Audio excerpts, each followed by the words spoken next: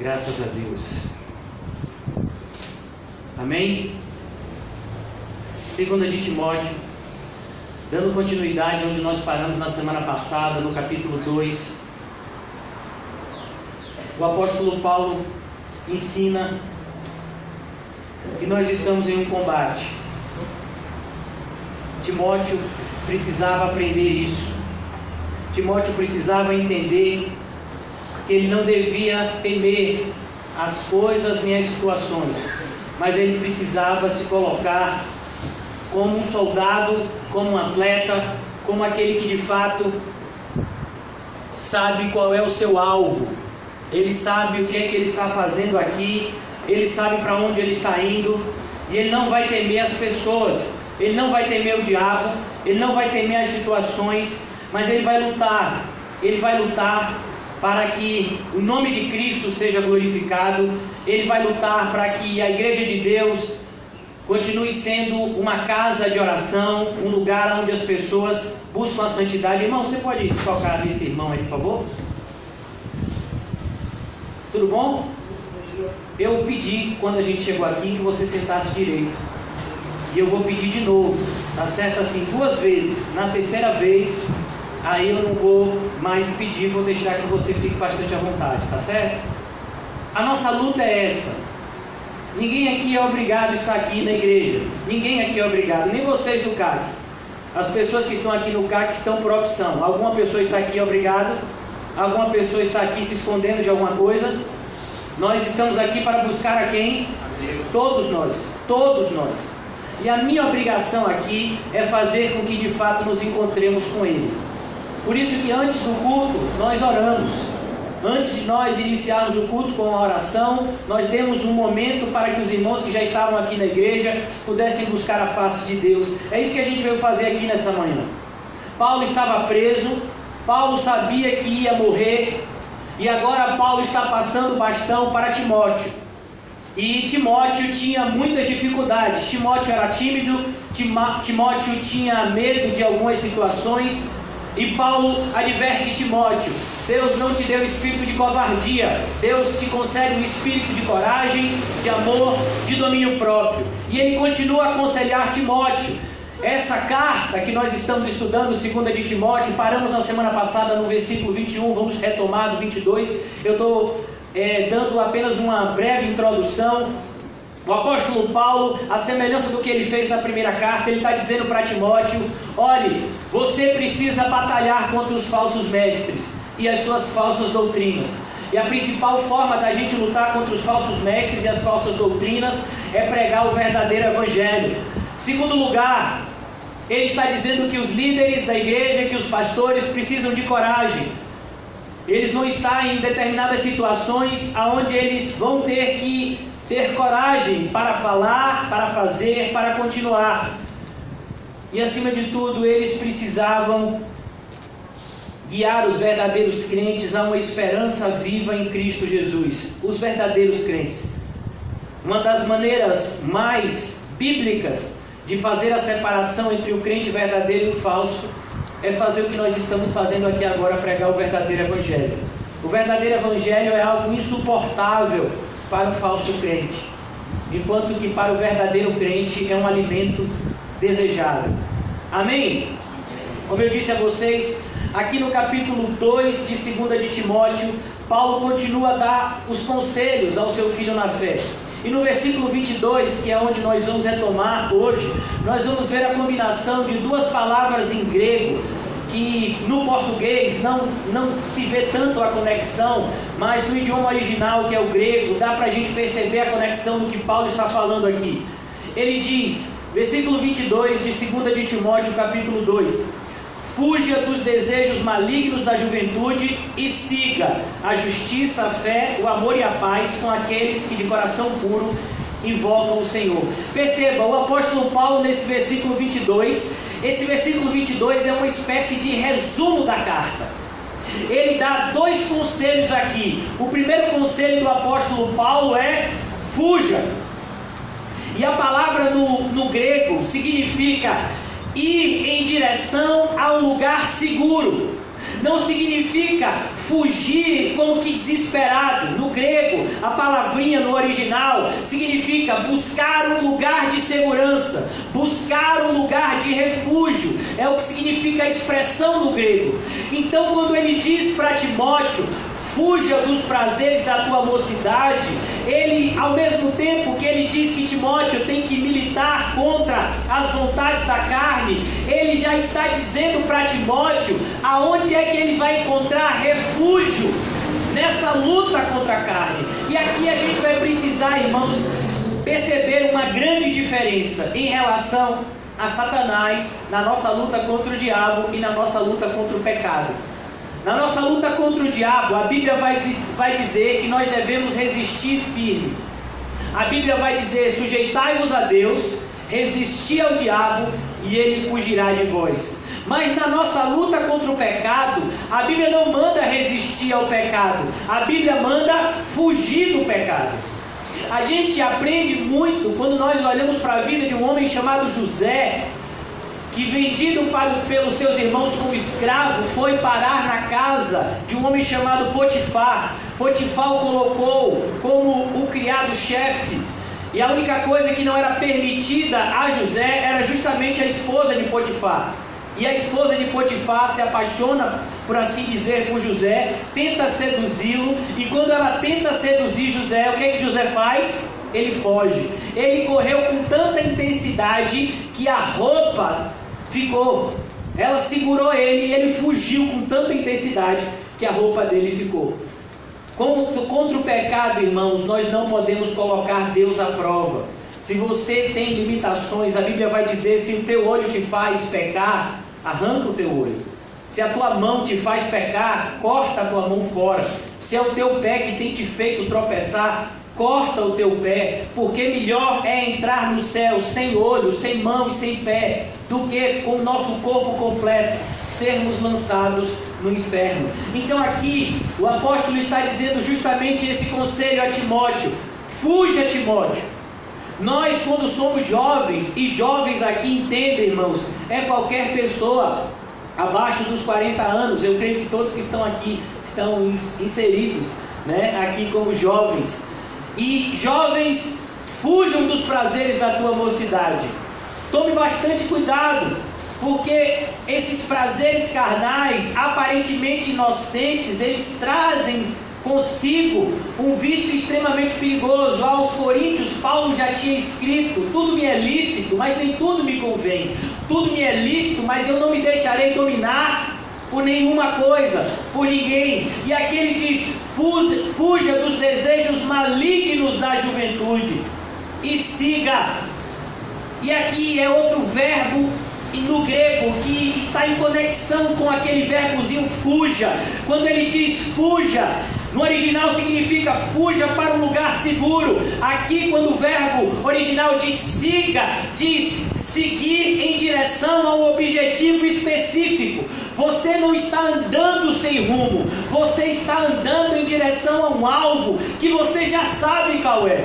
A Bíblia nos ensina em Hebreus capítulo 12: corramos com perseverança a carreira que está proposta, olhando firmemente para o nosso alvo. Quem é? Cristo Jesus, o autor e consumador da nossa fé. Só nele encontramos refúgio. E quando nós nos encontramos com Cristo, aí sim, irmãos, nós nos encontramos também com a justiça, com a fé, com o amor, com a paz. A justiça aqui não é a justiça dos homens, é a justiça de Cristo. Siga a justiça de Cristo, aquele que morreu por nós, para que pudéssemos viver por Ele. Siga também a fé. A fé nada tem a ver com pensamento positivo. A fé não significa acreditar no que você deseja. A fé significa acreditar naquilo que está escrito na palavra de Deus. Por isso que ela é definida em Hebreus capítulo 11, versículo 1, como o firme fundamento daquilo que não se vê e a certeza das coisas que nós esperamos. Depois ele diz que nós devemos buscar também o amor. O amor aqui é uma palavra bastante significativa, que é a palavra ágape, que significa um amor sacrificial, como está escrito em 1 Coríntios 13, um amor que tudo crê, tudo sofre, tudo suporta, tudo espera. E depois ele diz: e siga a paz. Como está escrito na carta aos Romanos: quando depender de você, tende paz com todos. Nós, na qualidade de cristãos, não vamos brigar com ninguém. Nós podemos nos afastar das pessoas, nós podemos repreender as pessoas, nós podemos argumentar com as pessoas em relação às suas doutrinas, mas jamais vamos entrar em debates e contendas, porque isso não glorifica a Deus. Quando depender de nós, devemos ter paz com todos, porque é assim que devemos ser conhecidos, como pacificadores, não somente mantendo a paz com as pessoas, mas a paz que mantemos com as pessoas é o reflexo de uma paz que nós temos para com Deus. Quando eu me sinto em paz com Deus, quando eu sinto que os meus pecados foram perdoados em Cristo Jesus, que eu estou agora reconciliado com Cristo, em Deus, em Cristo, eu agora posso ter paz com as pessoas, independentemente do que as pessoas me façam, independentemente do que as pessoas me falem, eu tenho paz com essas pessoas, porque eu aprendo a olhar as coisas do ponto de vista espiritual. Então eu entendo de forma muito clara que o meu inimigo não é ninguém de carne e sangue. O meu inimigo são os principados, as potestades, as hostes espirituais do mal que estão nas regiões celestes. Aqui ele continua e diz: com aqueles que de coração puro invocam ao Senhor. E o apóstolo Paulo está frisando a Timóteo: Timóteo, tome cuidado com quem você anda. Como está escrito em 1 Coríntios 15:33, a Bíblia diz que as más companhias pervertem os bons costumes. Com quem um crente verdadeiro vai andar? Com outros crentes verdadeiros. Um crente verdadeiro não vai andar com falsos crentes. Um crente verdadeiro não vai andar com ímpios. Um crente verdadeiro pode até pregar para ímpios. Um crente verdadeiro pode até, mostrar a Cristo na vida dos ímpios, mas os ímpios não serão a sua companhia. A Bíblia nos diz isso no Salmo de número 1: não se sente na roda dos escarnecedores, não siga os conselhos dos ímpios. Crentes verdadeiros andam com outros crentes verdadeiros. Por isso ele diz: você deve seguir, e você deve seguir com quem? Com aqueles que de coração puro invocam o Senhor. Tome bastante cuidado, Timóteo, com os falsos crentes. E Paulo já tinha nominado alguns falsos crentes aqui nessa carta. Olha o que ele vai dizer aqui no capítulo 1, por exemplo. Ele vai dar o nome de 2 falsos crentes aqui nessa carta. Mais adiante ele vai dizer o nome de outro, Alexandre o latoeiro. Aqui no capítulo 1, versículo 15, ele vai dizer: você sabe que todos da província da Ásia me abandonaram, inclusive Fígelo e Hermógenes. O que ele está dizendo aqui? Olhe, Fígelo e Hermógenes, não ande com eles. Cuidado quando chegar aí os da província da Ásia, porque eles me abandonaram aqui. Mais adiante, no capítulo 4, versículo 10, ele vai dizer que Demas, amando o presente século, abandonou a ele e fugiu para Tessalônica. Cuidado com as pessoas que não andam com Cristo. Cuidado com as pessoas que são inimigas da cruz de Cristo. Cuidado com aquelas pessoas que têm rejeitado a doutrina bíblica. A Bíblia vai dizer em 2 de João que se alguém vem ter contigo e não traz com ele a sã doutrina, com esse nem comais. Não saúde essas pessoas para que você não seja participante com ele das suas más obras. É o que está escrito na Bíblia, irmãos. Mas nós hoje em dia nos tornamos pessoas extremamente permissivas. Uma das coisas que faz com que uma igreja seja atacada com heresias é a palavra tolerância. Quando a igreja começa a tolerar determinadas coisas, a heresia encontra lugar para se instalar no nosso meio. Nós vemos isso em Apocalipse, quando uma carta é escrita a uma igreja que estava instalada na cidade de Tiatira. E o Espírito Santo se dirige àquela igreja e diz: tenho porém contra ti o tolerares. Só o fato de tolerar uma mulher que a si mesmo se declarava profetisa, não era, mentia, e estimulava as pessoas a pecarem. Só o tolerar essa mulher já era algo que Deus não tolerava. a gente tem que tomar muito cuidado. Você vai ver, por exemplo, Deus elogiando em Apocalipse também a igreja de Éfeso, dizendo: olha, eu tenho porém ao teu favor que vocês odeiam as obras dos nicolaítas, que eu também odeio. O Senhor odiava as obras dos falsos mestres, que no contexto de Apocalipse é simbolizado pelos nicolaítas. E ele diz que estava contente que a igreja de Éfeso era uma igreja combativa, que não permitia que as heresias entrassem nela. Por isso temos que tomar bastante cuidado, irmãos, com quem andamos, com quem nos relacionamos, com quem nos aliançamos. Versículo 23 agora: evite as controvérsias tolas e inúteis, pois você sabe que acabam em brigas. Como eu disse a vocês, um cristão verdadeiro, mais especificamente um pastor, um homem de Deus, alguém que lidera um ministério, ele não vai entrar em controvérsias tolas. Ele não vai sair por aí debatendo com ninguém. Nós fomos chamados a pregar e ensinar o Evangelho, não fomos chamados a fazer nenhum tipo de combate ostensivo contra as pessoas que pensam diferente da gente. Nós sabemos que a fé não depende de quem quer, mas depende de Deus. A Bíblia vai dizer em Romanos capítulo 9, versículo 16, que não depende de quem quer e nem de quem corre, mas de Deus que usa a sua misericórdia. A Bíblia vai dizer através dos profetas do Antigo Testamento que as coisas de Deus não são por força e nem por violência, mas acontecem pelo mover do seu Espírito. E aqui ele mostra isso. Timóteo, evite as controvérsias tolas e inúteis. Nós precisamos aprender, irmãos, que nós estamos em uma caminhada, em uma corrida longa, uma corrida desgastante, aonde nós vamos ter que aprender a guardar a nossa energia, para que nós venhamos a gastar a nossa energia somente naquilo que é importante. Por isso que no capítulo 9 de 1 de Coríntios ele diz: eu não estou dando murro no ar, eu sei contra quem eu estou lutando. Nós não podemos nos desgastar naquilo que é irrelevante. Nós precisamos de força, guardar energia para o combate nos momentos importantes. E aqui ele diz: cuidado com isso, cuidado para que você não gaste a sua energia em controvérsias tolas e inúteis, pois você sabe que acabam em brigas. E ele diz agora no versículo 24: ao servo do Senhor não convém brigar, mas sim ser amável para com todos, apto para ensinar e paciente.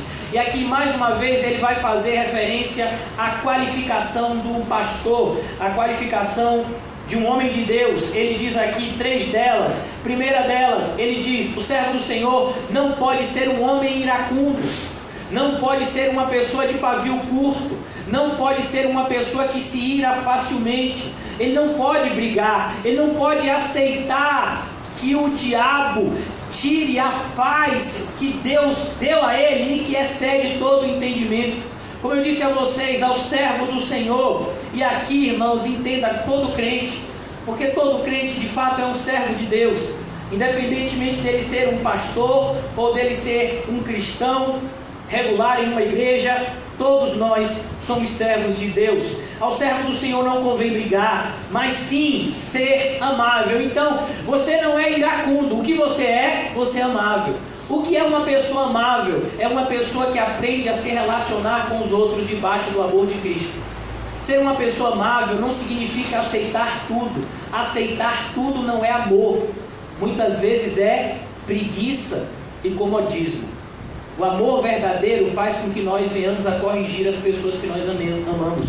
É o que está escrito, por exemplo, em Hebreus capítulo 12, que Deus corrige quem ama, açoita aqueles a quem recebe como filho. Então, quando ele diz que nós devemos ser pessoas amáveis, é que nós devemos de fato amar as pessoas. Então ele diz: se o seu irmão pecar, o que você vai fazer? Repreende-o com espírito de mansidão, sabendo que você poderia e pode ainda incorrer no mesmo erro que ele está incorrendo. Por isso nós precisamos ser amáveis uns com os outros. E depois ele diz aqui uma qualidade de um homem de Deus, mas uma qualidade de todo servo de Deus: ele precisa ser apto a ensinar. Uma pessoa que é apto para ensinar, antes de mais nada, é uma pessoa que é apta para aprender. Nós só podemos ensinar aquilo que aprendemos. Por isso que você, por exemplo, quando você vai a uma escola e lá você tem uma professora, digamos, de primeiro grau, aquela professora, ela fez um curso chamado magistério. E nesse curso chamado de magistério, ela aprendeu a ensinar. Não é qualquer pessoa que pode ensinar. Você tem aptidão para ensinar e você precisa estudar para ensinar. E aqui ele diz, você precisa ser apto para ensinar. E ele mostra como os cristãos precisam se debruçar e manusear bem a sua palavra de Deus. Como já dizia o salmista, eu medito na palavra do Senhor de dia e de noite.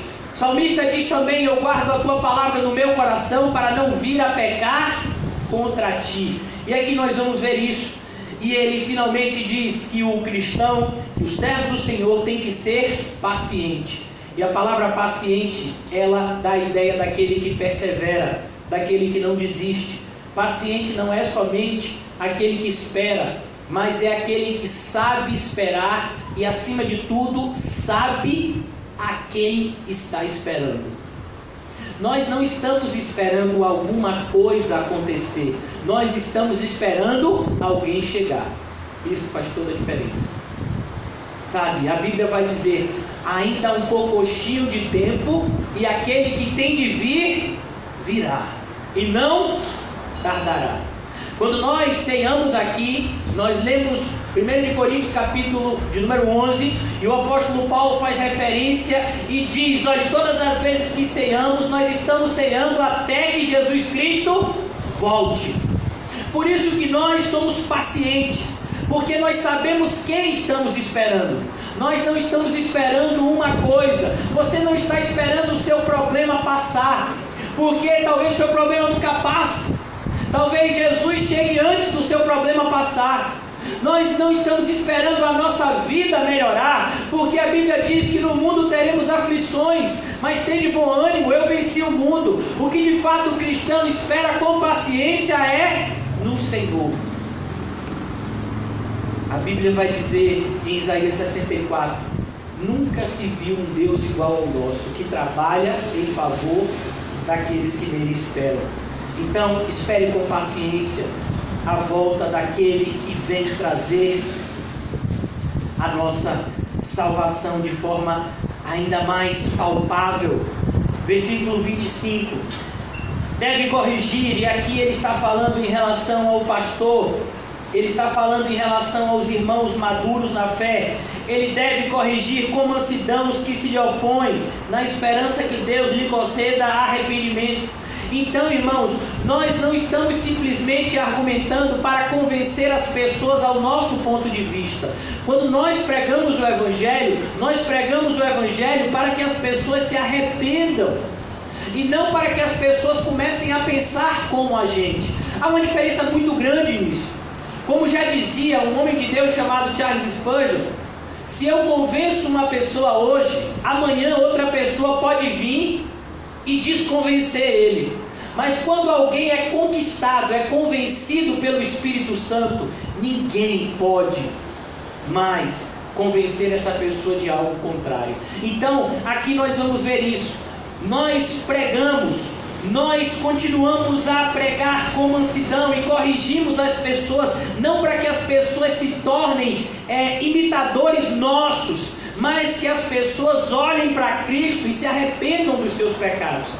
A mensagem bíblica, o foco dela é trazer um arrependimento e uma fé salvífica em relação a todos os ouvintes. Então a nossa pregação aqui, o objetivo é nos levar a um arrependimento cada vez mais profundo das nossas más obras e nos fazer cativos da fé em Cristo Jesus.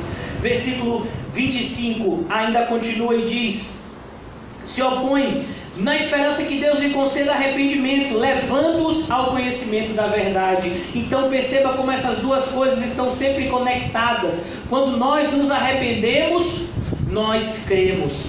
Quem não se arrependeu ainda não pode ter a fé verdadeira. Quem não se arrependeu ainda não pode ser levado ao conhecimento da verdade. Essas duas coisas, elas são duas faces de uma mesma moeda: arrependimento e fé. quando você é regenerado pelo Espírito Santo, quando o Espírito Santo de Deus de forma poderosa invade o seu coração, ele faz com que você tenha os seus olhos abertos, o seu coração começa a bater agora na sintonia do seu Criador, que é Deus, e então você se arrepende de tudo aquilo que você fez, e você passa a colocar a sua fé exclusivamente em Cristo Jesus para a sua salvação. Não é à toa que uma das solas da reforma protestante é solo Cristo. Somente Cristo pode nos salvar, mas ninguém pode nos salvar. E a reforma protestante também já lhe dizia: sola fide, somente através da fé nós somos salvos, e não pelas obras, para que ninguém se glorie. Aqui ele continua o seu pensamento e conclui agora o capítulo 2, no versículo de número 26, dizendo: para que assim voltem à sobriedade e escapem da armadilha do diabo, que os aprisionou para fazerem a sua vontade. Percebeu, irmãos, que todos aqueles que não estão com a sua fé em Cristo, eles estão ainda aprisionados pelo diabo. O que nos livra da prisão do diabo não é a libertação, como algumas igrejas ensinam. O que nos faz livres da condenação ou da prisão do diabo é o arrependimento. Nós que nos sentimos talvez presos a algum tipo de vício, não precisamos de libertação, precisamos de arrependimento e de fé em Cristo Jesus. Você está sentindo que o seu vício está te puxando de volta para baixo? Clame como Pedro clamou em Mateus capítulo 14, versículo 30. Quando Pedro estava se afogando, ele clamou e ele disse: salva-me, Senhor. E no mesmo instante a mão poderosa de Cristo trouxe Pedro do fundo das águas e colocou ele em segurança no barco.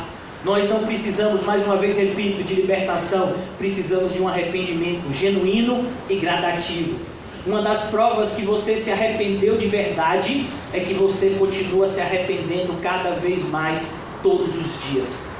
Todos os dias, à medida que a palavra de Deus entra no seu coração, você vai percebendo o quanto você ainda está distante de Cristo. E você vai confessando os seus pecados e abandonando. Dia a dia o Espírito Santo vai nos mostrando áreas da nossa vida que ainda estão em inimizade para com Deus. E à medida que somos convencidos pelo Espírito, rejeitamos as obras das trevas e andamos como filhos da luz. Por isso, irmãos, mais uma vez eu vou repetir o versículo 26. Para que assim voltem à sobriedade. Sóbrio é uma pessoa que tem o controle das suas faculdades mentais. É o contrário de quem está embriagado. É o contrário de quem é um ébrio habitual. É o contrário de quem está drogado. Eu não sei se vocês já viram, por exemplo, hoje em dia você tem o teste do bafômetro. Mas antes do teste do bafômetro, quando um policial desconfiava que alguém estava embriagado, se fazia um teste. Colocava aquele que estava supostamente embriagado para andar em linha reta. Se ele conseguisse andar em linha reta, então ele estava sóbrio. Se ele não conseguisse, era um indício de que ele estava embriagado. E outra prova em relação à sobriedade era fazer o quê? O 4. Você só consegue fazer o 4 se você estiver sóbrio. Se você estiver embriagado, você consegue fazer? Não consegue. Então aqui ele está dizendo que essas pessoas que estão contrário à verdade, que essas pessoas que estão seguindo falsas doutrinas, elas não estão debaixo das suas faculdades mentais. Elas estão aprisionadas, muitas vezes não fisicamente, mas elas estão aprisionadas mentalmente, emocionalmente, pelo inimigo, que os convence do erro, para que não creiam na verdade. Mas quando o Evangelho entra na vida dessas pessoas, o véu é removido e agora elas podem enxergar claramente, elas podem andar cônscias de que foram conquistadas por Cristo, para que assim voltem à sobriedade e escapem da armadilha do diabo. O diabo tem armado uma armadilha na sua vida, irmão, para que você não creia no Evangelho que tem sido pregado para você nessa manhã. O diabo tentou evitar de todas as formas que você chegasse aqui. O diabo vai tentar evitar que você preste atenção no culto. O diabo vai tentar evitar que você reflita após o culto nas palavras que lhe foram ministradas. ele vai tentar de todas as formas frustrar o plantio que aconteceu hoje no seu coração. Todas as vezes que uma palavra de Deus é pregada, todas as vezes que há um estudo bíblico do verdadeiro evangelho, um culto do verdadeiro evangelho, é como se fosse uma semente sendo lançada na terra que é o nosso coração.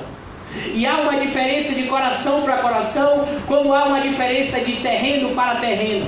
Existe aqueles terrenos aonde aquela semente não vai gerar fruto nenhum, mas existe um tipo de solo em que a semente irá germinar. Ela vai dar uma 30, uma 60, uma 100, segundo a vontade de Deus. Por isso nós precisamos estar nesse combate, irmãos. Cada culto, cada oração, cada vez que nos separamos para a leitura da palavra de Deus, nós estamos combatendo um combate. Não vai ser fácil orar, não vai ser fácil ler a Bíblia, não vai ser fácil vir aos cultos, prestar atenção nos estudos, tudo isso vai ser difícil. Por quê? Porque o diabo tem armado de forma sistemática armadilhas para que nós não venhamos a receber de Deus aquilo que temos a receber. E quando caímos nessa armadilha do diabo, muitas vezes nos sentimos aprisionados. Uma das grandes armadilhas que o diabo coloca nas nossas vidas é o que nós chamamos de dúvida. A dúvida, ela sempre vem acompanhada do desespero. Por exemplo, quando você começa a duvidar da sua salvação e você se vê próximo do momento da sua morte, o que é que você vai sentir? Desespero. Eu vou morrer agora, e eu não estou salvo. E agora? Para onde é que eu vou?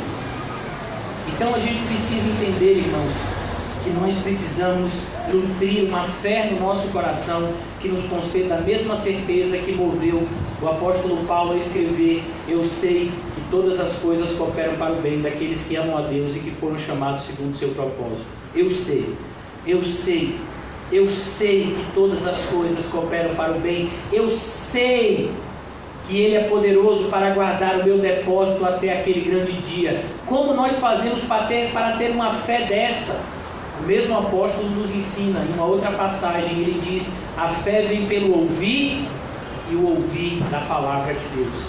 Agora no capítulo 3 de Timóteo, continuando tudo aquilo que Timóteo está aprendendo com Paulo. Agora Paulo vai falar para Timóteo palavras extremamente duras em relação ao que Timóteo deveria esperar do futuro. Olha, irmãos, quando você estuda a Bíblia com seriedade, quando você prega a Bíblia com seriedade, é normal que as pessoas te rotulem como uma pessoa pessimista. Por quê?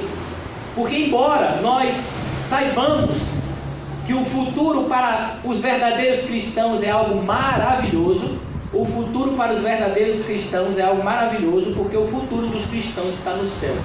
Mas enquanto estivermos nessa terra, as coisas irão de mal a pior.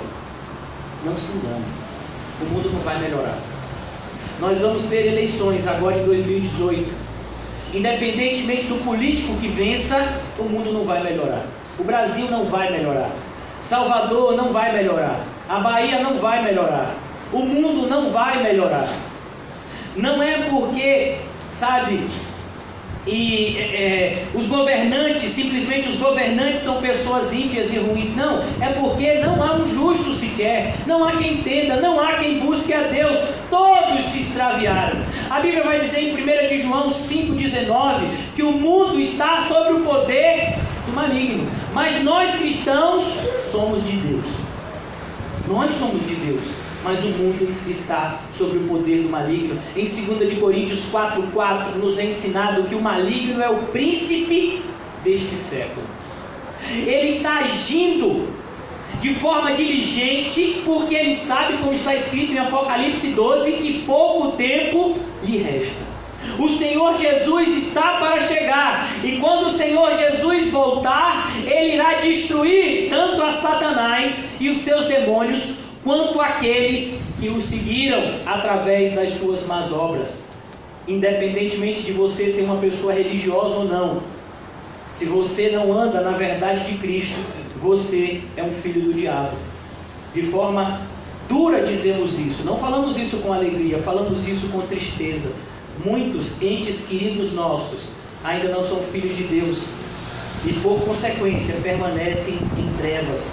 Por isso, irmãos, nós precisamos estar preparados e saber como lutar essa guerra. Não há forma melhor de combater um combate do que você saber de antemão quais são as estratégias do seu inimigo. A Bíblia nos revela quais são as estratégias do nosso inimigo e como ele vai agir através da vida de pessoas para tentar atingir o nosso coração. O próprio Senhor Jesus nos avisou em Mateus 24, ele disse que por se multiplicar a maldade, o amor de quase todos se esfriaria. E ele fala isso no contexto de um sermão escatológico, em relação às coisas futuras. Nós não poderíamos criar falsas expectativas. Versículo 1 do capítulo 3. Saiba disto. Era algo que Timóteo precisava saber. Era algo que inevitavelmente ele precisava ser notificado. E assim como precisava Timóteo dessa informação, eu e você também precisamos. Eu e você também precisamos. Qual é a realidade dos dias que vivemos e dos dias que sucederão a mim e a você? Qual é a realidade do ano 2018 para mim e para você? E se ainda estivermos vivos, qual será a realidade do ano 2019, do ano 2020, do ano 2021? Qual será a realidade? Que expectativa nós devemos ter dos seres humanos, cristãos e não cristãos? Qual é a realidade que nós devemos ter? A Bíblia vai dizer: saiba disto, nos últimos dias sobrevirão tempos terríveis. Os tempos são terríveis. A maldade chegará ao seu ápice. Os seres humanos, eles se tornarão cada vez mais mestres do mal. Eles vão se aperfeiçoar em pecar. Eles vão se aperfeiçoar na impiedade, na maldade, na falta de reverência em relação a Deus e às coisas de Deus. Eles se tornarão cada vez mais profanos e cada vez mais ímpios. Nos últimos tempos, as trevas serão ainda mais escuras. Versículo 2. Isso não acontece, irmãos, de forma subjetiva. Quando você vai estudar um pouco de filosofia, e eu não digo que você estude, mas quando aqueles que estudam filosofia, os filósofos, muitas vezes ateus, na sua grande maioria, eles começam a explicar que o mundo mal é resultado, que o homem é resultado do meio. Então, assim, sabe por que as pessoas são ruins? Por causa do meio que ela está. Irmãos, a Bíblia nos leva a uma direção completamente oposta. É o homem que faz o meio que ele vive. O meio não existiria se o homem não existisse. Isso é algo lógico. Perceba como esses filósofos nada mais fazem do que fugir da sua própria responsabilidade. É por isso que você vai ver, por exemplo, que se você for em países chamados de primeiro mundo, nesses países talvez você não encontre corrupção como no nosso país. Talvez nós não encontremos assassinato e roubo e tantos crimes como no nosso país, mas vamos encontrar pecados do mesmo jeito. Os países de primeiro mundo são os países onde o homossexualismo é aceitado mais abertamente. Os países de primeiro mundo é onde se fala a respeito do ateísmo de forma mais aberta. Os países de primeiro mundo é onde se há mais rejeição em relação ao Deus da Bíblia. E são justamente nos países de primeiro mundo onde há o maior número de suicídios. Por quê? Porque independentemente do pecado, pecado é pecado.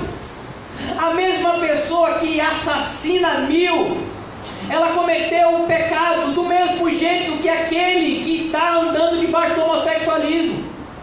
Pecado é pecado diante de Deus. Não existe pecadinho e pecadão. Sabe? Não existe pessoas moralmente boas e que são contra Deus. Por quê? Porque a moral que nós estamos debaixo é uma moral cristã. O que é correto porque Deus disse que é correto, e não porque a sociedade que estamos inseridas diz que é correto. Por isso que esse é o retrato dos últimos dias. Independentemente de você estar vivendo em um país de primeiro, segundo, terceiro mundo, independentemente de você estar vivendo na classe A, B, C ou D, independentemente da sua realidade financeira ou social, é isso que você tem que esperar dos homens. O mundo será cada vez pior porque os homens se tornarão cada vez piores. O meio que a gente vive é reflexo do homem que habita no meio. É por isso que nós vemos lá em Gênesis capítulo 3, no momento em que Adão e Eva pecaram, o que foi que Deus disse a Adão? Maldito seja a terra por tua causa, Adão. Agora, porque você é um filho do pecado, Adão, a terra será amaldiçoada pelo seu pecado. Todos aqueles que nasceram em Adão, nasceram manchados na raiz. Todos nós, filhos de Adão, nascemos inclinados ao pecado e somos, por natureza, inimigos de Deus. Se Deus não regenerar o homem, ele nascerá, viverá e morrerá em uma inimizade perpétua contra Deus. Aqui nós vemos isso no versículo 2, sendo cada vez mais delineado pelo apóstolo Paulo. Os homens serão egoístas. E aqui, irmãos, a palavra egoísta, entenda, no original, a palavra egoísta significa aquele que ama a si mesmo. O egoísta é aquele que se coloca acima de tudo. O egoísta é aquele que o Deus é o próprio ventre, como está escrito em Filipenses capítulo 3. E é assim que nós vemos os homens. O retrato disso nós podemos perceber dentro e fora da igreja. Nós vemos, por exemplo, quando é que as pessoas vêm ao culto? Quando elas querem. Você vem ao culto quando? Quando você quer. Não é quando Deus manda? Não, pastor, assim, eu venho no culto quando eu posso, quando dá. Quando me dá uma vontade assim, um estalo, aí eu venho. Como é que você faz para ofertar? Aí eu oferto assim, quando me dá uma vontade. Como é que você faz para ajudar as pessoas? Assim, quando me dá uma vontade. Então você está me dizendo que você faz aquilo que o seu coração enganoso manda, e não aquilo que Deus revelou pela sua palavra. Então você é, e é isso que significa a palavra egoísta, um amante de si mesmo. No original, o egoísta é aquele que ama a si mesmo, acima de qualquer coisa. E é por isso que desde o Antigo Testamento nos foi ensinado que o primeiro mandamento, Jesus repete isso em Marcos 12. Ouve, ó Israel, o Senhor nosso Deus é o único Deus. Você não é o seu Deus. Não é você que determina as coisas. Não foi você que escolheu a Deus, embora algumas pessoas te ensinem assim. Algumas pessoas dizem, quem aqui quer escolher a Deus? Levante a sua mão, aceite a Jesus. Isso é uma ofensa ao Evangelho. Não é você que aceita o rei, irmãos. É o rei que aceita você se quiser. É por isso que no livro de Lamentações de Jeremias ele diz, põe a cara no pó, quem sabe ainda haja esperança. E a gente vai ver que a teologia que se prega hoje em dia nas igrejas, a maldita teologia da prosperidade, é um reflexo de homens que são amantes de si mesmos. Eles amam a si mesmos. Então o que é que eles desejam? Eles desejam uma casa melhor, um carro melhor, um casamento melhor, uma família melhor, um emprego melhor. Eles desejam tudo de melhor, uma saúde melhor. A obrigação de Deus é fazer com que a vida deles seja o paraíso aqui na terra. Isso são aqueles que são amantes de si mesmos. Por isso esse retrato que Paulo está traçando aqui a Timóteo, ele não está dizendo, olha, esse é o retrato de quem está fora da igreja. Ele está preparando Timóteo, isso vai acontecer dentro e fora da igreja. É por isso que você tem que pregar a palavra. Prega a palavra. Para que, se existir dentro do nosso meio homens ou mulheres que ainda são amantes de si mesmos, eles possam se arrepender dos seus pecados, como foi nos ensinado aqui no final do capítulo 2. O que é que o capítulo 2, versículo 26 diz? Para que aqueles que ainda estão caindo na armadilha do diabo, eles voltem à sobriedade e escapem da armadilha do diabo que os aprisionou para fazerem a sua vontade. Esses homens que são egoístas, que são amantes de si mesmos, eles estão aprisionados pelo diabo. É o diabo que se alegra quando você começa a seguir o seu coração enganoso. A Bíblia vai dizer, maldito o homem que confia no homem. Mais adiante o apóstolo Paulo continua dizendo, os homens serão avarentos. E a palavra egoísta, irmãos, tem tudo a ver com a palavra avarento. Ambas as palavras têm a palavra amor no seu original. Significa o egoísta é aquele que ama a si mesmo. E o avarento é aquele que ama o dinheiro. É aquele que ama o dinheiro. Ele ama as riquezas.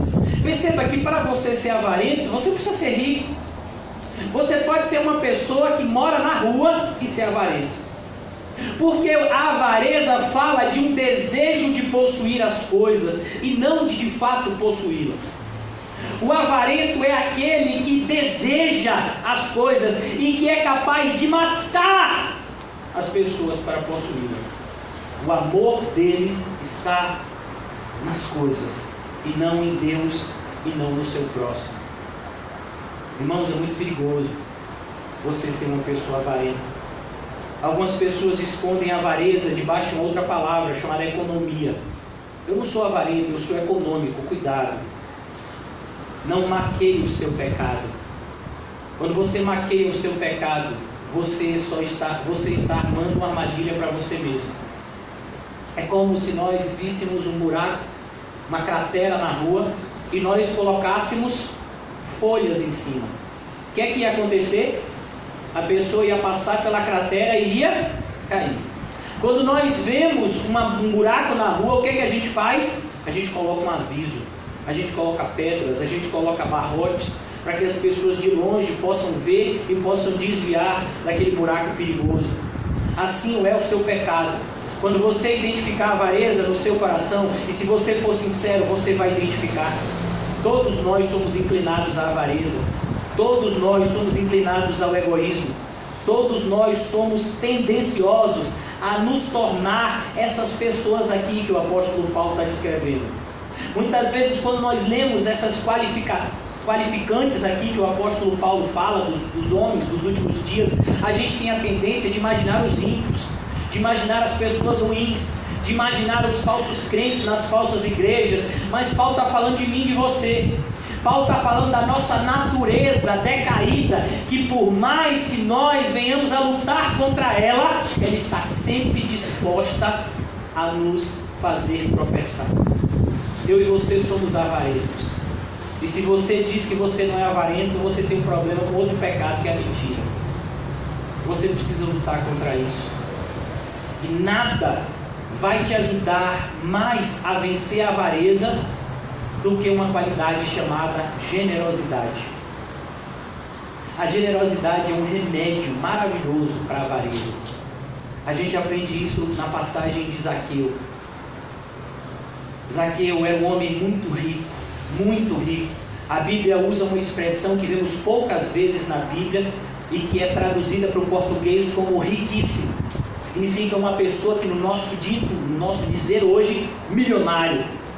Mas quando Cristo entrou de fato na vida de Zaqueu, Zaqueu percebeu que o dinheiro na sua vida não era bênção, mas era maldição. Era o dinheiro que estava escravizando ele, e era o dinheiro que estava fazendo através da avareza ele inimigo de Cristo. Então qual é a atitude que Zaqueu toma? A partir de hoje eu vou pegar metade de tudo que eu tenho e vou dar aos pobres. Vamos, quantificar, vamos imaginar aqui a fortuna de Zaqueu. Vamos dizer que Zaqueu é um homem muito rico e que possui, 100 milhões de reais. Zaqueu disse naquele dia: a partir de hoje, eu vou pegar 50 milhões de reais, eu vou dar aos pobres. Ele não vai dar aos pobres de qualquer jeito, porque nós não ajudamos as pessoas de qualquer jeito. Eu vou orar a Deus, e Deus vai me dizer as pessoas que de fato eu tenho que ajudar e acudir. Mas ele não disse só isso, ele disse: e as pessoas que eu defraudei. Porque muito dificilmente você encontrará um rico que conseguiu a sua riqueza de forma honesta.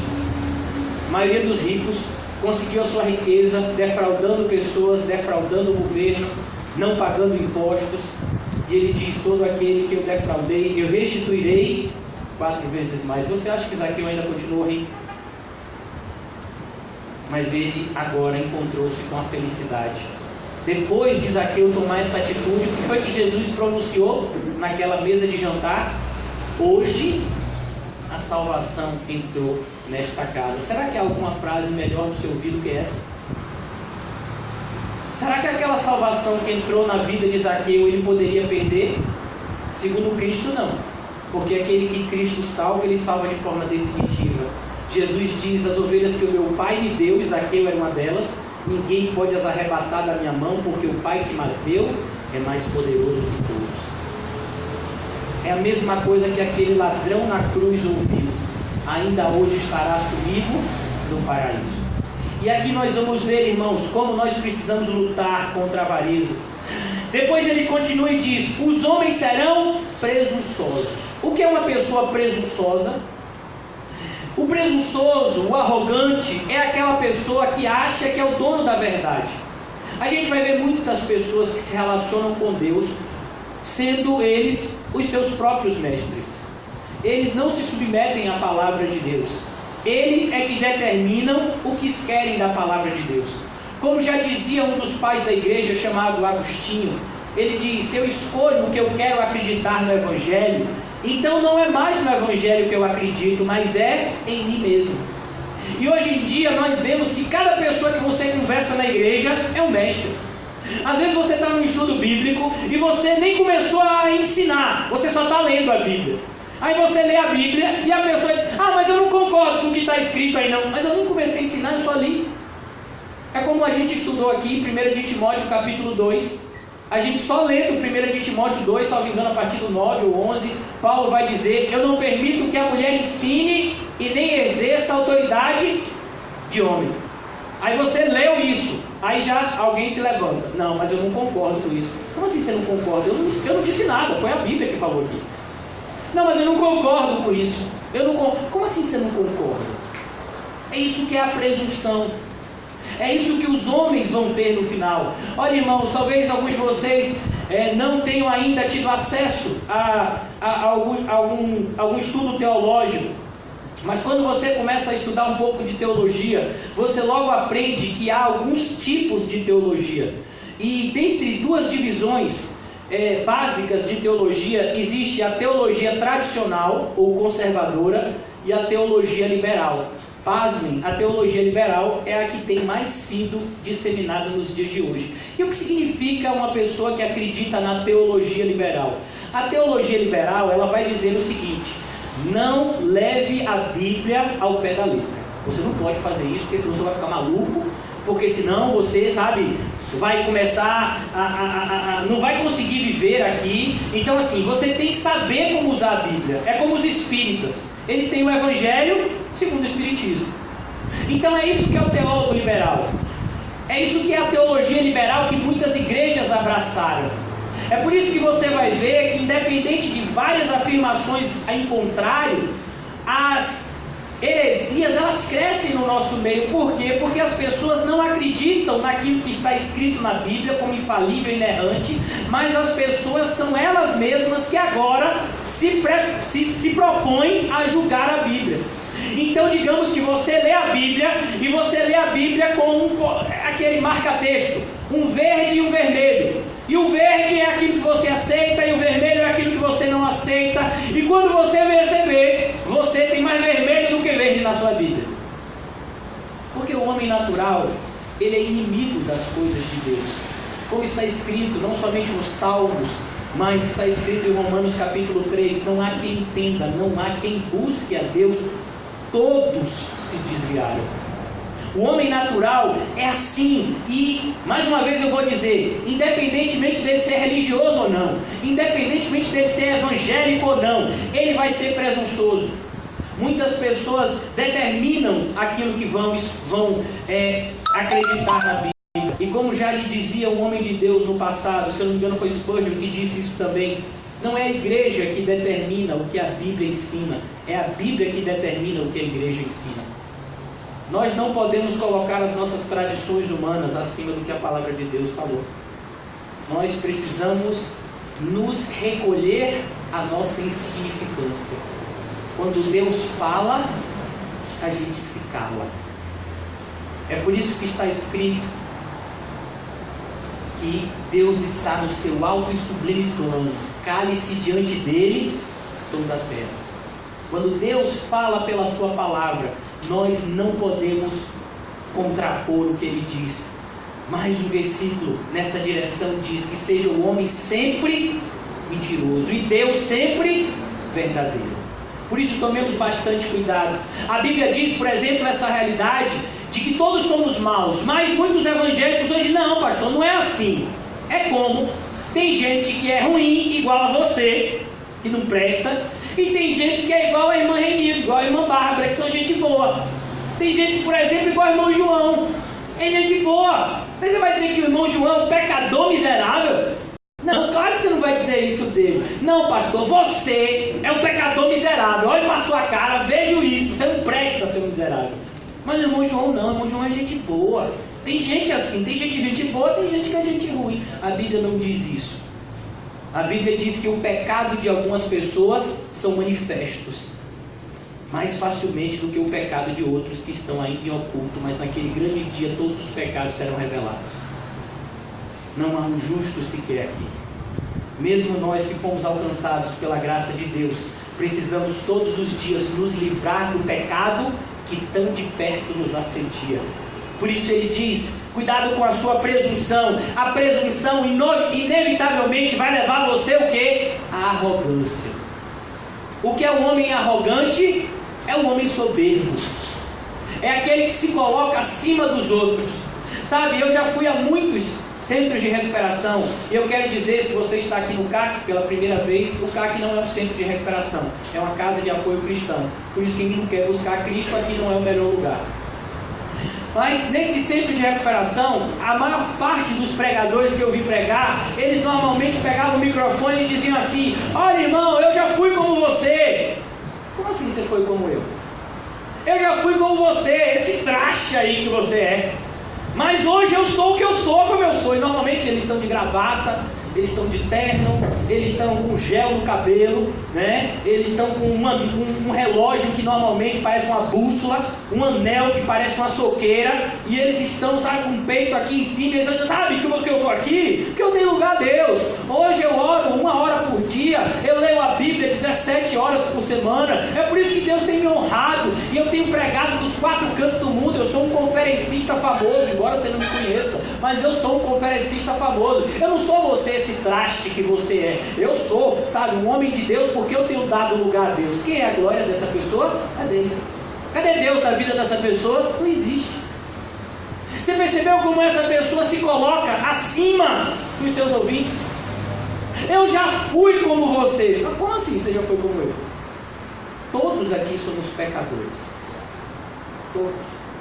A diferença é, existem pecadores arrependidos e existem pecadores que ainda não se arrependeram do seu pecado. Ninguém aqui é melhor do que ninguém. Alguns aqui irão para o inferno, outros irão para o céu. Mas não é porque o que vai para o céu não é melhor do que o que vai para o inferno.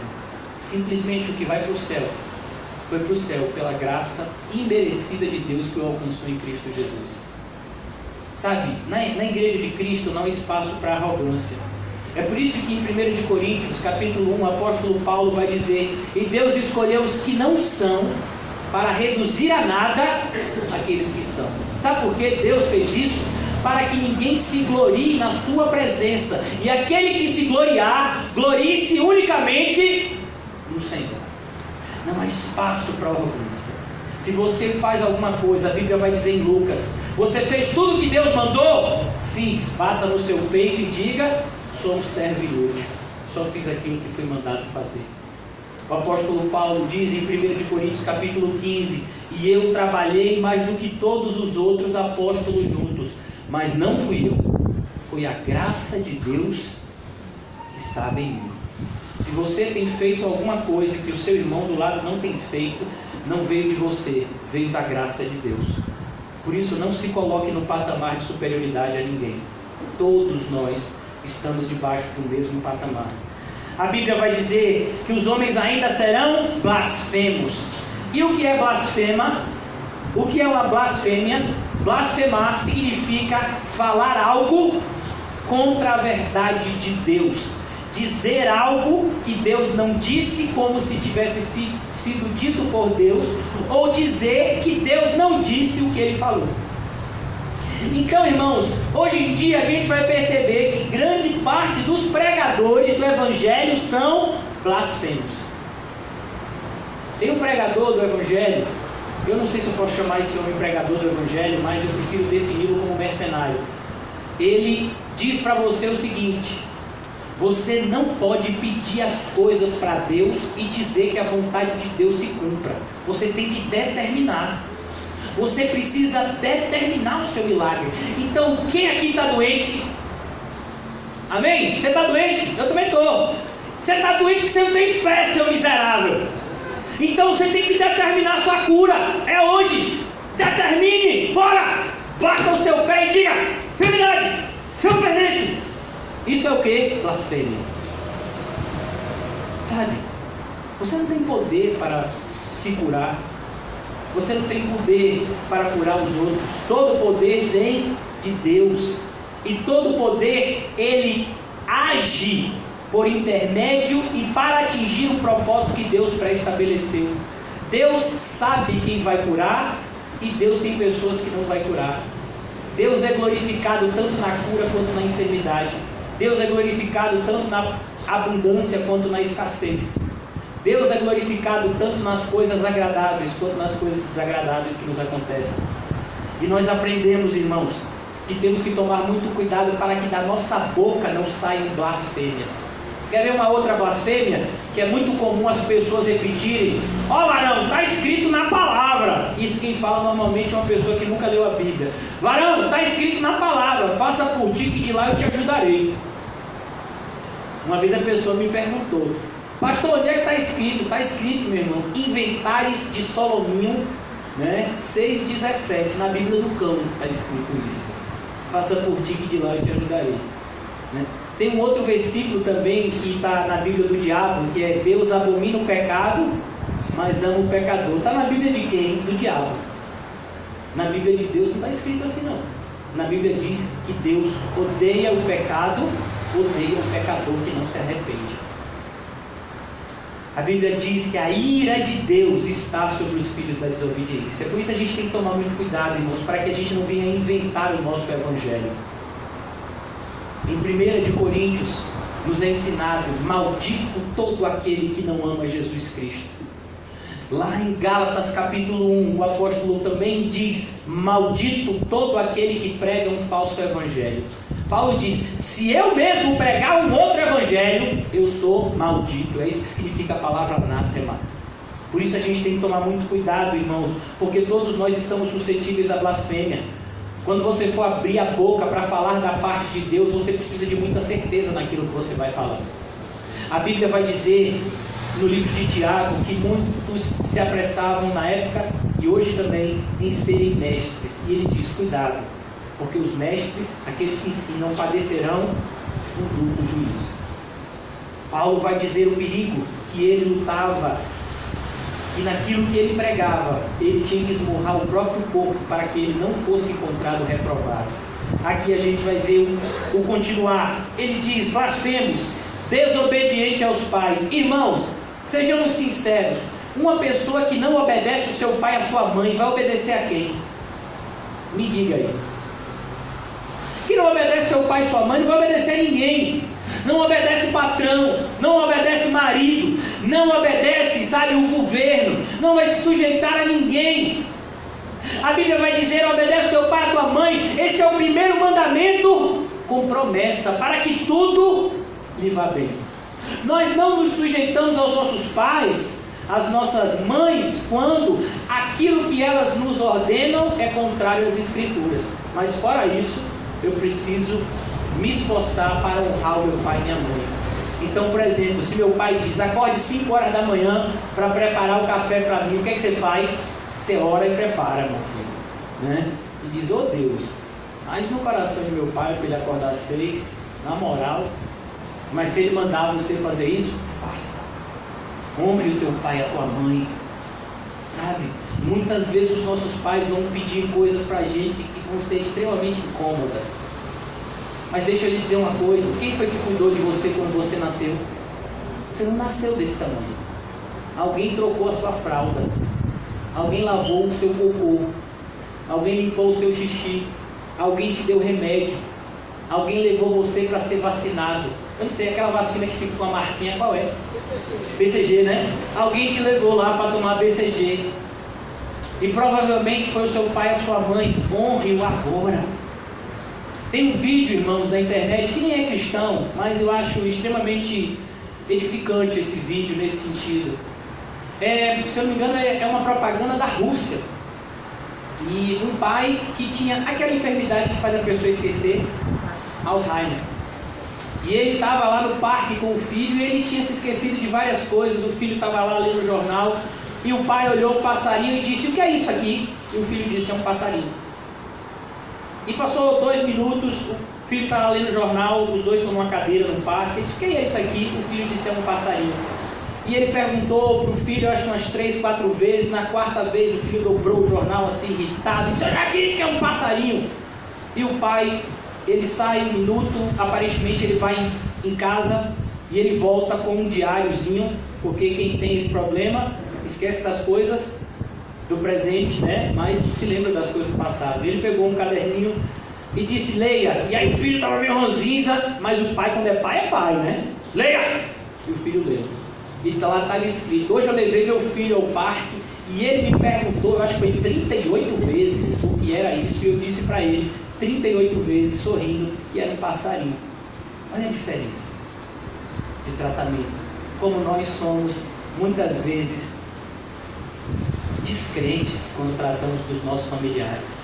Às vezes a gente consegue se divertir o dia todo com pessoas e a gente não consegue passar 1 hora com o nosso pai, com a nossa mãe, que de repente já está numa idade avançada. Se converta, irmão. Porque aquele que abandona os seus é pior do que o ímpio, negou a sua fé. Aqui ele vai mostrar isso. A gente tem vivido uma sociedade assim, uma sociedade maluca nossa. A nossa sociedade é tão louca, mas ela é tão louca, que a sociedade diz que você não pode dar um tapa no seu filho, mas você pode matar ele enquanto ele está na sua barriga. Ai, que loucura! Você não pode dar um tapa no seu filho porque, não, se você der um tapa nele, ele vai traumatizar. Mas enquanto ele estiver no seu ventre, você pode fazer o quê? Você pode matar ele. Um aborto, todo mundo está lutando para o aborto ser o quê? Algo legal. A gente diz assim: você não pode dar um tapa no seu filho para corrigir, mas se o seu filho der um tapa na sua cara, não tem problema nenhum. Que sociedade maluca é essa? É um reflexo de uma sociedade cada vez mais anti-Deus. É nessas e em tantas outras coisas que percebemos que o mundo jaz no maligno. É o maligno que tem influenciado os poderosos a legislarem de forma a inventarem cada vez mais leis que são contrárias às leis de Deus, e produzindo pessoas assim, desobedientes aos seus pais. Mais uma vez eu vou repetir, e se você acha que esse é um versículo que só está no Antigo Testamento, ele está no Antigo e no Novo. Honre o seu pai e a sua mãe. Esse é o primeiro mandamento com promessa, para que tudo lhe vá bem. Talvez a sua vida não esteja indo bem hoje porque você não está honrando o seu pai e sua mãe. Sabia disso?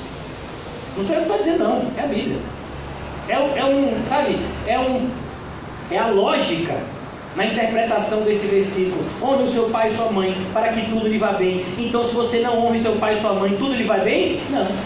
Nada lhe vai bem. Talvez a gente precise se arrepender nessa área. Eu preciso me arrepender nessa área. Todos os dias.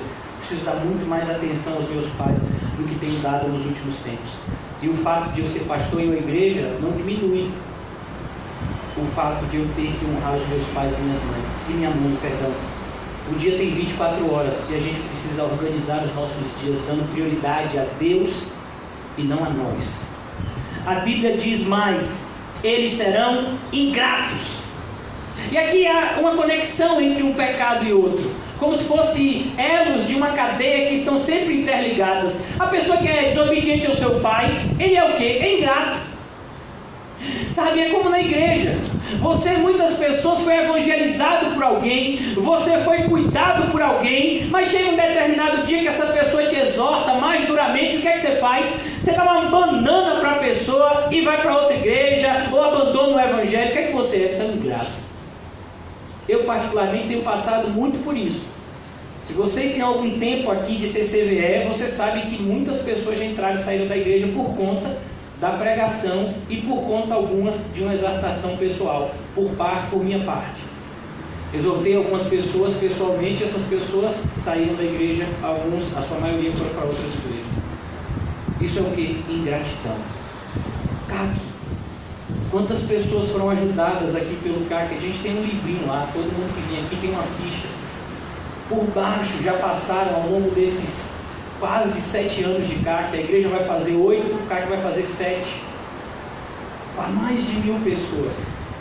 Quantos já voltaram aqui para ajudar, para de alguma forma ajudar e influenciar na vida e na obra? Ninguém, quase ninguém. Isso não é algo só nosso, isso é um reflexo da nossa ingratidão. Nós somos ingratos. Isso tem que passar, isso tem que parar. Sabe? Não seja ingrato. Aprenda a valorizar o que as pessoas fazem na sua vida. Ah, não, mas quem fez foi Deus. Claro que Deus fez, mas a mão que Ele usou foi de alguém. Agradeça aquela pessoa. Seja agradecido às pessoas que Deus tem colocado na sua vida para te aproximarem dEle. A Bíblia vai dizer aqui, eles são ímpios. O que é uma pessoa ímpia? É uma pessoa que vive na impiedade. E o que é impiedade? É tudo aquilo que é rebeldia contra Deus. O que é um ímpio? Em poucas palavras, a impiedade significa amar o que Deus odeia e odiar aquilo que Deus ama. Você é assim, então você é um ímpio. É como uma pessoa, por exemplo, quando a gente está tocando louvor, e hoje aqui eu me entristeci com isso, você está tocando louvor, a maioria das pessoas que estavam aqui na igreja ficaram sentados, quase ninguém cantou, quase ninguém, se entregou àquele louvor que estava sendo ministrado, e eu falo isso com muita tristeza. Mas se você coloca um pagode, uma música mundana, se você coloca algo que desonra a Deus, estava todo mundo com a mão para cima, alguns pulando, com muleta ou sem muleta, estava pulando. Por quê? Porque a gente ama o que Deus odeia. E a gente muitas vezes odeia o que Deus ama. Ah, eu não gosto muito de louvor bíblico, não. Eu prefiro os heréticos. Porque você é ímpio. Ah, eu não gosto muito de culto, não. Eu prefiro mais quando tem revelação, porque você é ímpio. Você não se converteu ainda. Isso é sério, irmãos. Isso é um diagnóstico da gente. Se a gente tem que pesar a nossa vida segundo os últimos dias. Os últimos dias os homens têm se tornado assim. Nós não podemos seguir nessa direção. Porque todos aqueles que vão seguir nessa direção, eles estão indo para a condenação e não para a salvação. Ele diz mais, sem amor pela família. Irmãos, perceba, o apóstolo Paulo diz, eles não somente são desobedientes aos pais e mães, como eles não têm o amor natural. Aqui, na minha versão, que é NVI, diz o amor pela família. É por isso que você vê hoje em dia pessoas que têm filho e jogam no rio. Botam num saco plástico e botam no lixo. Não tem amor pela família. Você vai ver como Caim e Abel, um irmão assassinando outro irmão. É seu irmão, você tem que ajudar, não, você mata ele. Ele é seu irmão de sangue. Como é que você está amaldiçoando ele, rapaz? Não tem amor pela família. A gente vai ver, por exemplo, aqui no CAC, a gente já teve muitos exemplos de mães, pais e parentes que se mudam e nem dão mais o endereço para a pessoa. Por quê? Porque tem medo da pessoa ir lá e pedir ajuda. Não, pastor, eu já fiz tudo o que eu podia, agora está nas mãos de Deus. E se está nas mãos de Deus, está na mão do CAC. Não posso fazer mais nada. Você não ama a sua família, você vai amar quem? Quem é que você vai amar? Se você não ama o seu irmão de sangue que cresceu com você, você não ama os seus parentes, você ama quem? Se a gente não ama nem aqueles que nos amam, quem é que a gente ama, irmão? Nós fomos chamados a amar os que nos odeiam. Nós fomos chamados a orar pelos que nos amaldiçoam. Mas ele diz que nos últimos tempos as pessoas não terão nem o amor natural, o amor que um bicho tem. Você já viu uma cadela quando ela pare? Vai mexer num filhinho de uma cadela quando ela pare para você ver o que acontece. Você pode ser até o dono dela, ela avança em você. Um animal Ele protege a sua cria. Você vai ver animais que andam em bando e que se mexer com um, mexeu com todos. Mas a gente vai ver famílias se destruindo por conta de dinheiro, por conta de bobagem, por conta de bens.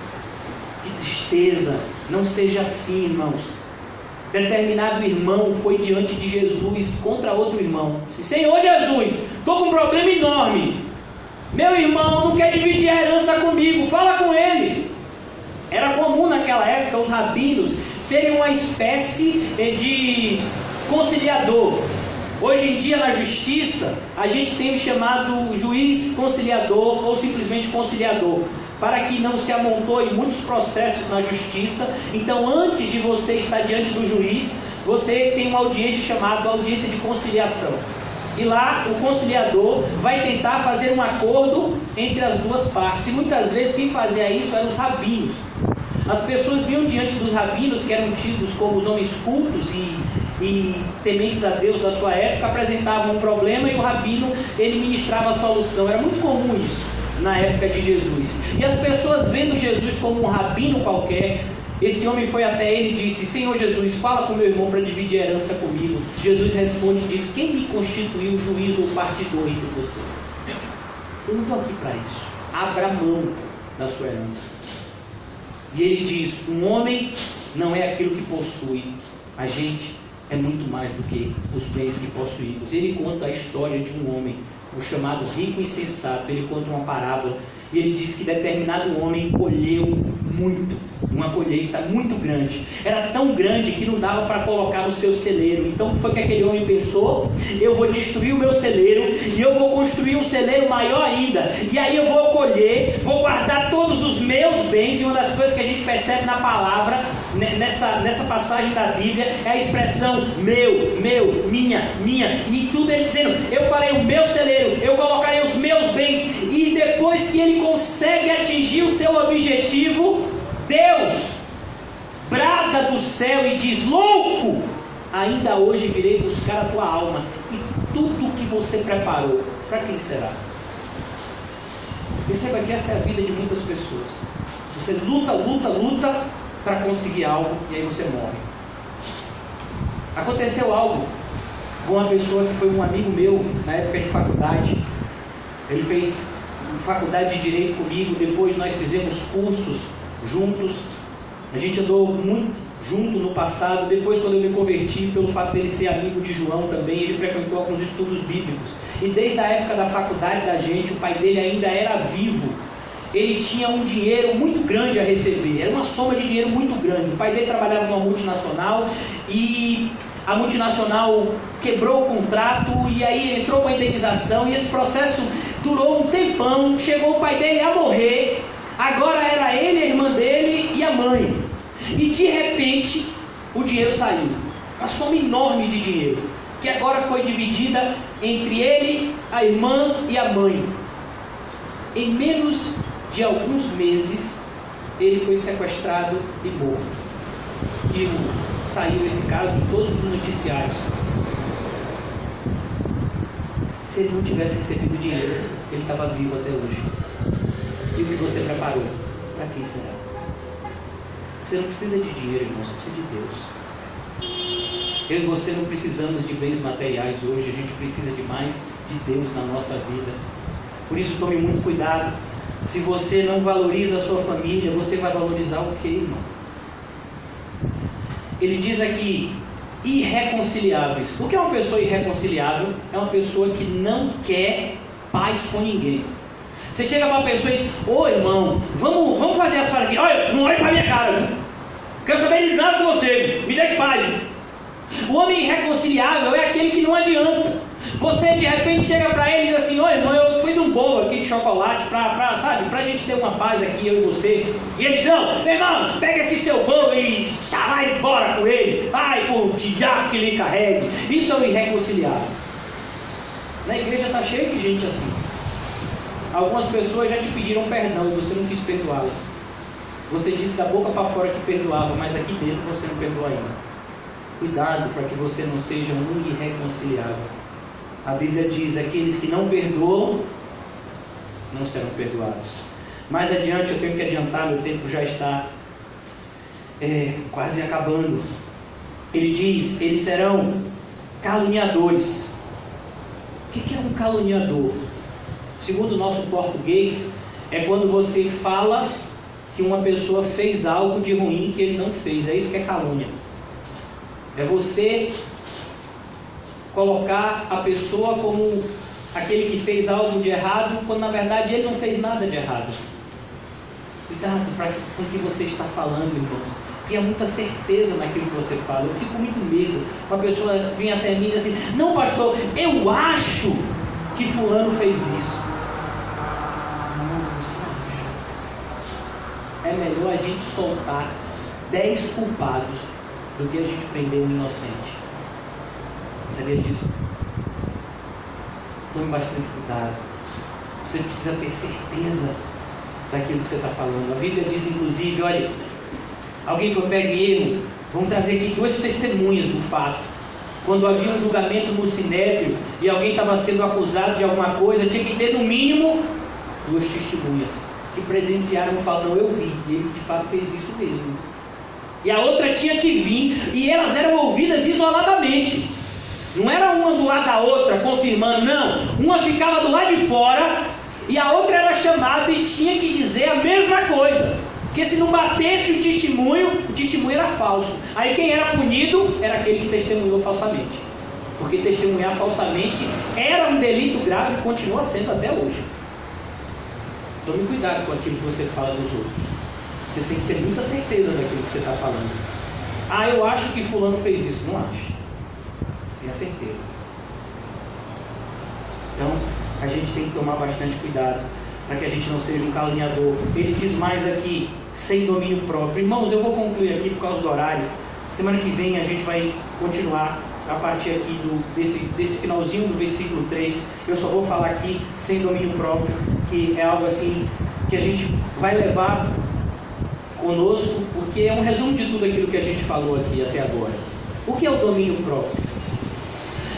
O domínio próprio é uma das qualidades do fruto do Espírito, que está lá em Gálatas 5:22. E muitas vezes a palavra domínio próprio é traduzida como equilíbrio. O que significa essa palavrinha no grego, no original, o idioma que foi escrito? Significa quando você sabe o que fazer e o que não fazer, e quando fazer e quando não fazer. A gente percebe quando a gente estuda a Bíblia, que na Bíblia existem muitas coisas que elas são erradas quando feitas em determinado momento, mas elas são certas quando feitas em outros momentos. Por exemplo, é certo a gente dormir no culto? É certo? Diga aí, meu irmão, é certo? No culto é para a gente prestar atenção, não é assim? Dormir no culto é falta de reverência, não é isso? Mas é certo a gente dormir na nossa casa, quando é de noite, está no horário de dormir, apaga-se a luz. É certo dormir? É certo. Então a gente tem que entender que há coisas que a gente pode fazer em determinado momento e em outro momento não. Por exemplo, é certo a gente comer na hora do almoço? É certo. Na hora da janta? Certo. Até um lanchinho também vale. Mas é certo a gente comer o tempo todo? O tempo todo a gente está comendo alguma coisa. Digamos que você está dirigindo um carro e está comendo. Você está trabalhando e está comendo. Você vai no banheiro e vai comendo. É certo isso? Não, tem um horário específico para algo. Então, o domínio próprio, irmãos, é quando nós começamos a entender que precisamos nos dominar. Porque se nós formos fazer o que temos vontade de fazer na hora que a gente tem vontade de fazer, a gente vai viver igual um louco. Porque os nossos desejos, eles são absurdos. Você quer ver uma coisa, meu filho? Mulher grávida. Sabe, meu pai me conta de minha mãe, hoje em dia não tem mais essas coisas, graças a Deus. Minha esposa não teve muito disso não, só um pouquinho. Mas meu pai conta uma vez que minha mãe pediu para ele comprar, eu não sei se foi manga com sorvete de não sei o que, meia-noite.